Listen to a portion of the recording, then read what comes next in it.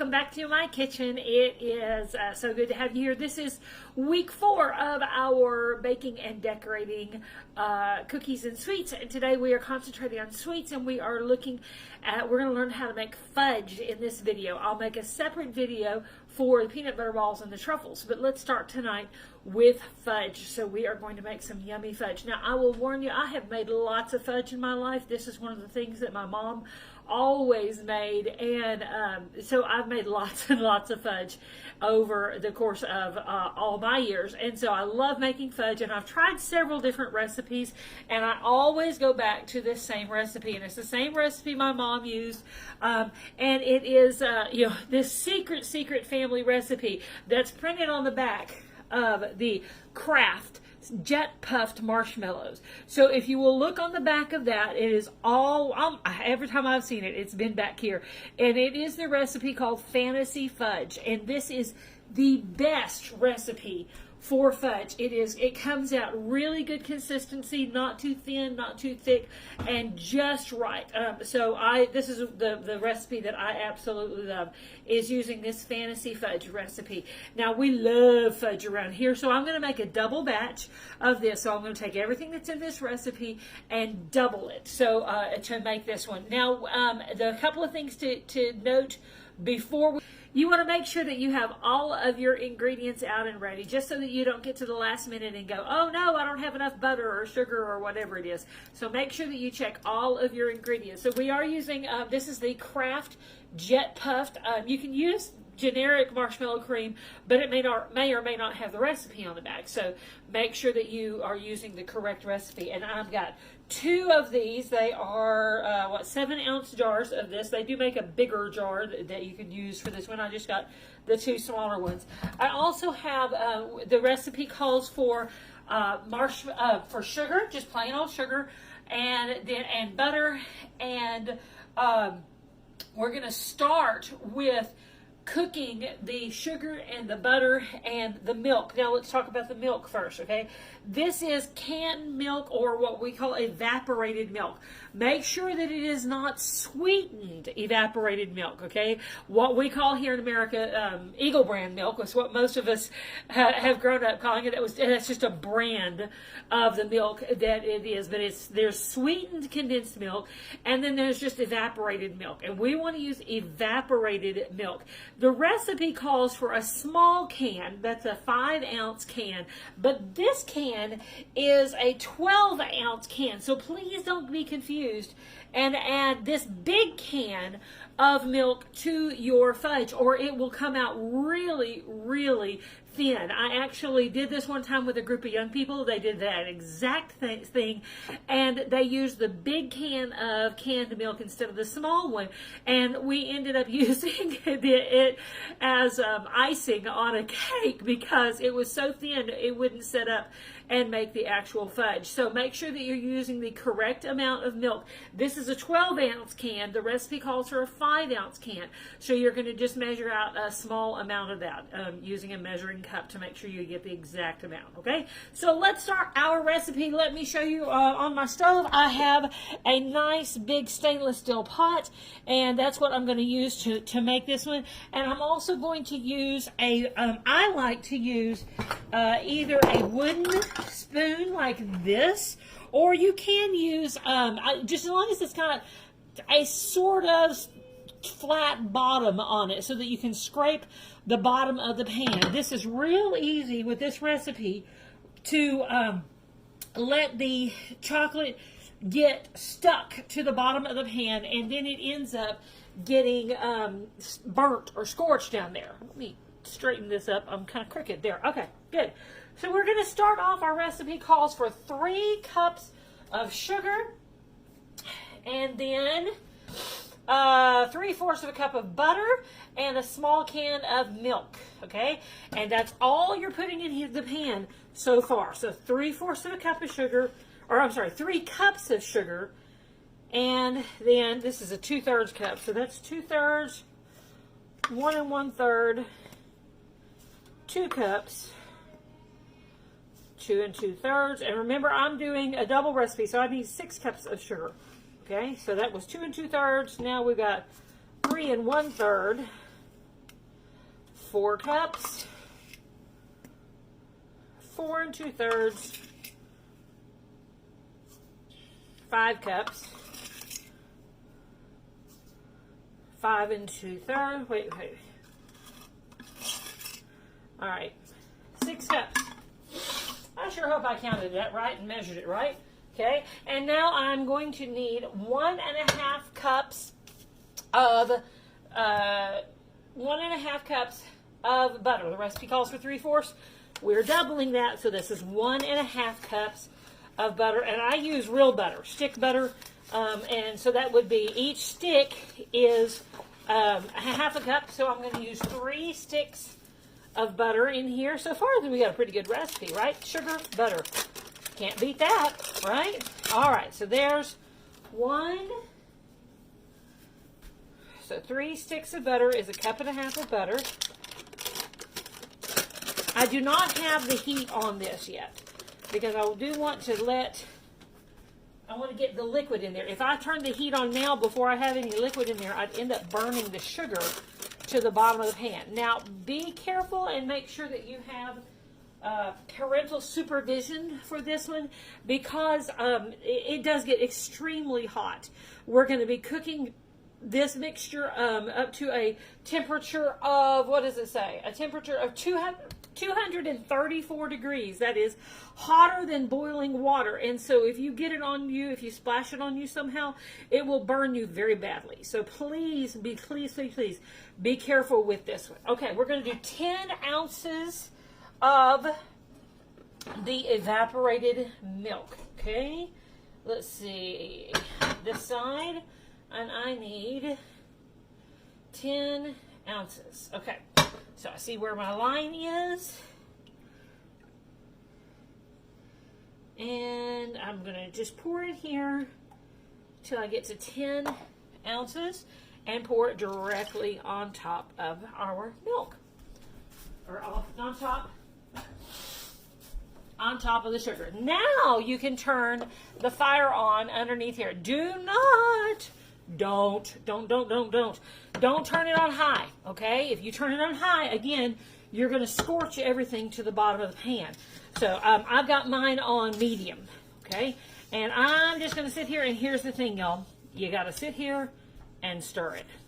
And then stir it some more and keep stirring it and stir and stir and stir. You cannot, absolutely cannot let this sit there and not stir it. Let me move my camera a little bit so you can see better into the pan. All right, you should be able to see in there a little bit better now. Okay, and it's still very, very thick and everything. We're gonna, as we heat this up, the butter is going to melt, and you're going to end up with this being a complete liquid. But, as I said, you've got to keep stirring it. Now, you stir it down all the way to the bottom. Make sure that you're getting everything off the bottom. And then also go along the sides of this. Now, this is where I like to use this wooden spoon. Metal would be fine. The silicone ones would be fine. But don't try to use like a rubber spatula. It'll end up, this is going to get so hot that it would melt your rubber spatula. So definitely use like a wooden spoon or a silicone spoon. Something that's designed to get really hot. Okay?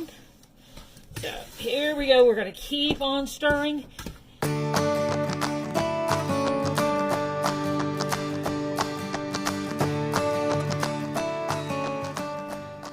Now you can see where it has gotten, it's more liquid now than it was before, so it looks a lot better with that. I still got chunks of butter though, so it's still going to heat up and keep heating in there, but keep stirring it all the way through there. And this is where you are going to need a candy thermometer, not a regular thermometer like you use when you're sick. This is a cooking thermometer. It goes up much higher than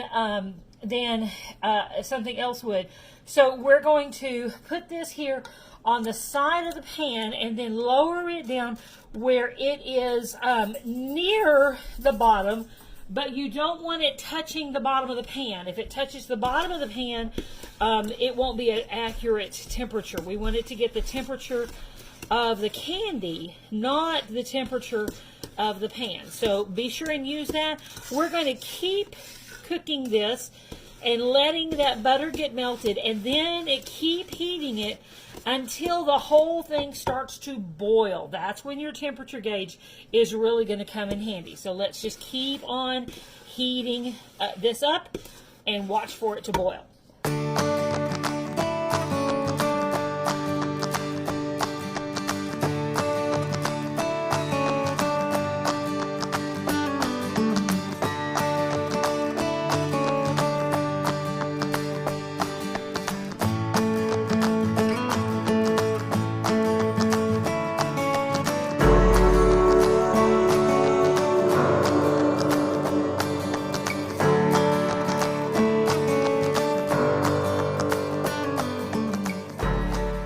See now that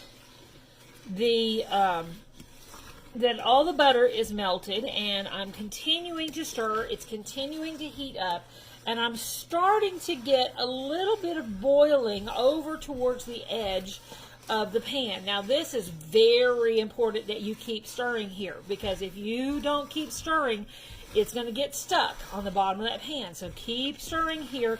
But this is not boiling. We want it to be at what they call a full rolling boil. That means the whole thing is boiling. The whole pan is boiling. So keep watching for it to get to that point where the whole thing is boiling.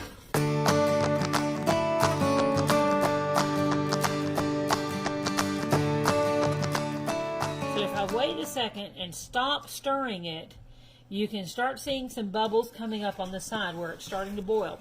Keep stirring. Not hot enough yet. Okay. My thermometer now is reading. Let me see where my thermometer is. Thermometer is reading about 190 degrees. Okay. We want it at 234 degrees, so it's still got to go up another 40 degrees.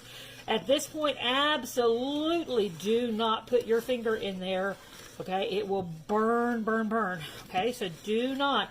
If you end up getting it splashed on you, be careful when, as you're stirring, that you don't splash it on you. But if you do splash some on you, get it off quickly and get it under cold water and get the sugar off. The sugar likes to stick to your skin, so make sure that you get it off of your skin really quickly and get it under cold water. All right, now it's starting to get to a boil. See how it's bubbling up in there? Okay, but it's still not completely at what we call the full rolling boil. It's got to get where, I mean, it is rolling. It is boiling really, really good. Okay, so see how it is really boiling now, but it is still not hot enough. We are now at, let's see what our thermometer says. We are now at, right at 200 degrees.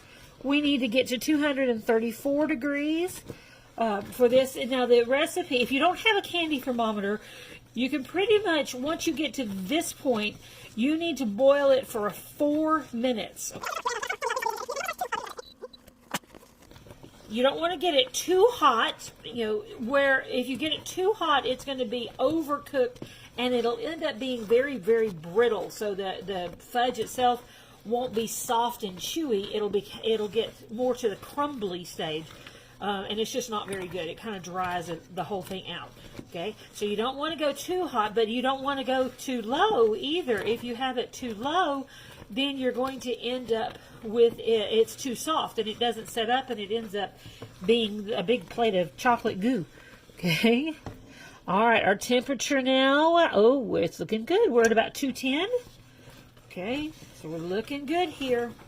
So it says to cook it for 4 minutes or until it reaches 234 degrees. If it gets to 234 degrees before you before the 4 minutes is up, go ahead and take it off of the heat before it gets to the complete 4 minutes. Because if you leave it on there for the 4 minutes, you'll get too hot. Okay? I'm keeping an eye on my thermometer. Oh, we're getting close, y'all. We're getting nice and close, okay? We are at, I'm about 230 right now. Okay, keep stirring. Gotta keep stirring. Keep scraping the sides, scrape the bottoms, make sure nothing, if you're feeling anything on your spatula sticking to the bottom of that pan, you better get it scraped off or you're going to get burnt fudge and it'll taste nasty. We definitely do not want burnt fudge. Okay. All right, let me check again. We are there. Okay. Now that only took about 2 minutes, but I was a little bit late starting my timer. Okay. Now I'm moving this over a little bit on my stovetop where it is off of the heat. Okay. And now, right now, while it's still nice and hot, this is where you're going to do the next step. So this part, you're going to add in your 2 jars, if you're doing a double recipe, 2 jars of the marshmallow cream. And get a spatula so you can make sure you get it all out of there. Turn the fire off. All right, I got 2 jars of marshmallow cream. Well, I should have opened this before I started my video, because of course it's taking forever. There we go. Okay. These are 2 7-ounce jars of marshmallow cream. Now, don't put this in before you cook everything. It needs to, don't add the chocolate until you have cooked everything, okay? And don't let this spatula get into the hot candy or it'll melt your spatula. And nobody wants any rubber in with their fudge, so you definitely don't want to do that. Okay, I'll get the other one open. And once it gets into the cooked part of the candy, it's going to start melting.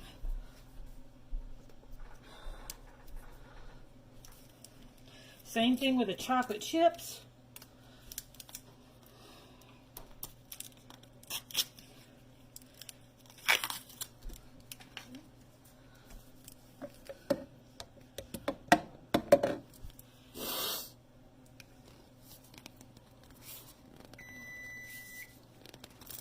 Oops, my timer's up, isn't it?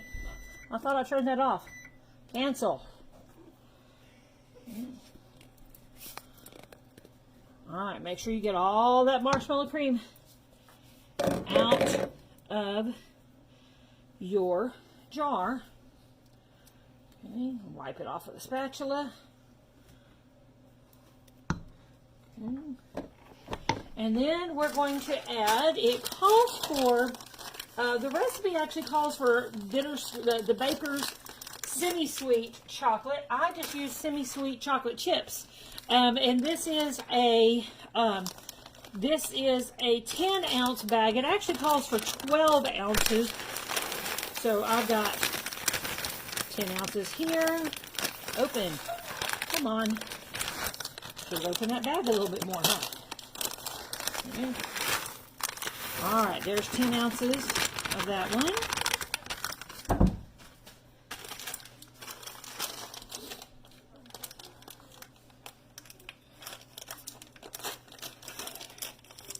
Ounces of this one, so that's 20 ounces. I need 24 ounces, so I'm going to add just a little bit more chocolate here.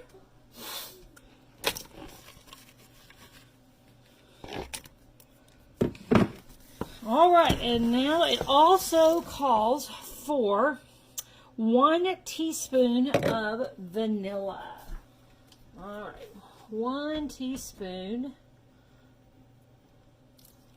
Okay.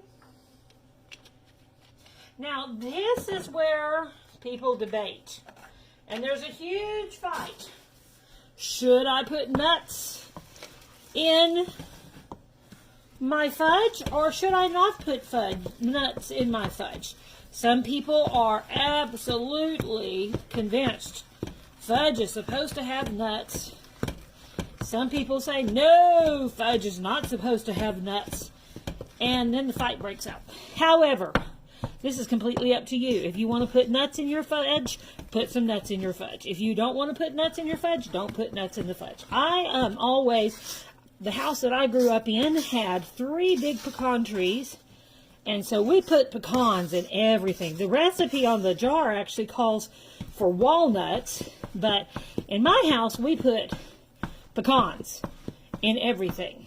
And so, yeah, and that's also another huge debate. Is it called a pecan or is it called a pecan? And where I grew up in Texas.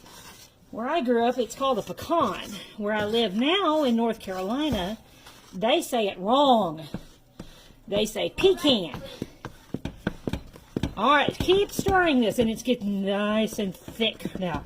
Keep stirring it until see all that marshmallow? See how some of it's not melted yet? You want to keep stirring until it is all melted in there. Doesn't this look fabulous? And y'all, can I tell you how good this smells? Okay, and you want to keep stirring that until all of that marshmallow gets melted into the fudge. Oh yeah, that's looking great. Scrape along the sides too, scrape along the bottom, get it all in there. Oh, one little piece came up that wasn't melted in there good. Get it all melted in good. Okay. By the way, if you don't have marshmallow cream or if you can't find marshmallow cream, you can also just use marshmallows. Okay, use the same amount, 7 ounces per recipe, but you can use the same amount.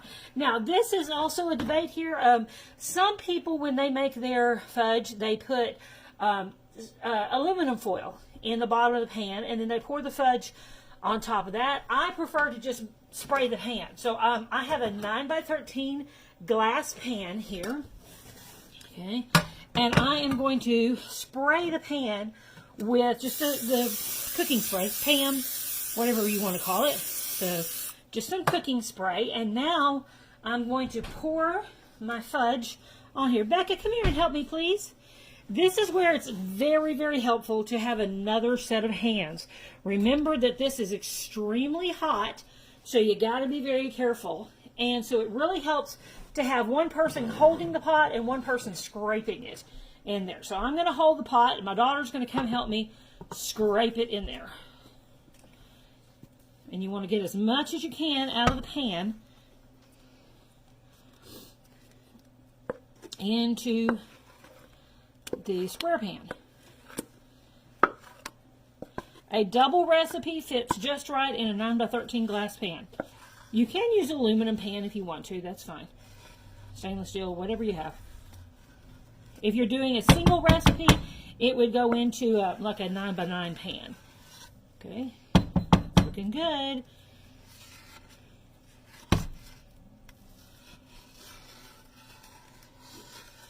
All right, we've cooled down enough now that I can use the rubber spatula. Thank you, sweetheart.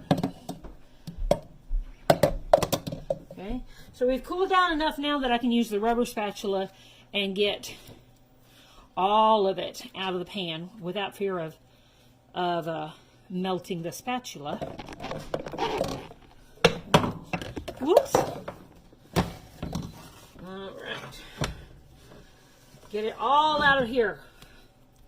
We want every bit of it out of our pan. First off, that makes it easier to clean your pan.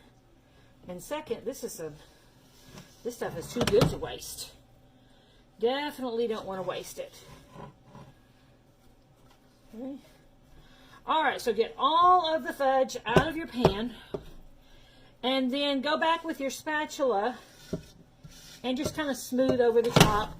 If you got any, like, see, I've got some areas where the marshmallow cream didn't quite get blended in, so just keep doing that until it's all blended in.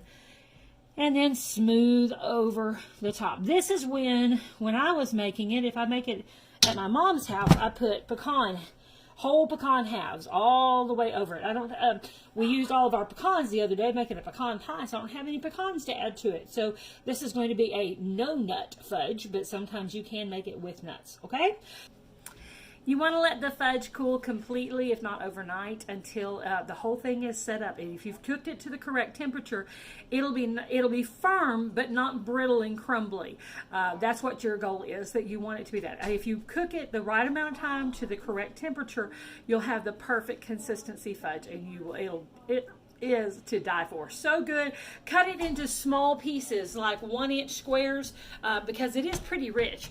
But cut it into small pieces and then store it. Be sure and put like saran wrap, either put saran wrap, the plastic wrap, over the whole pan, or once it's set up, cut it and put it into a container that you can seal up. You do want to put a layer of wax paper between the layers of fudge so it doesn't all stick to each other. Okay, so put some wax paper in between those. Okay, I hope you enjoyed this, making some fudge. I would love to see your fudge and see how this is definitely a taste test one, so definitely you want to try some of that. By the way, it's probably now, oh yeah, it's cool. It's still pretty warm.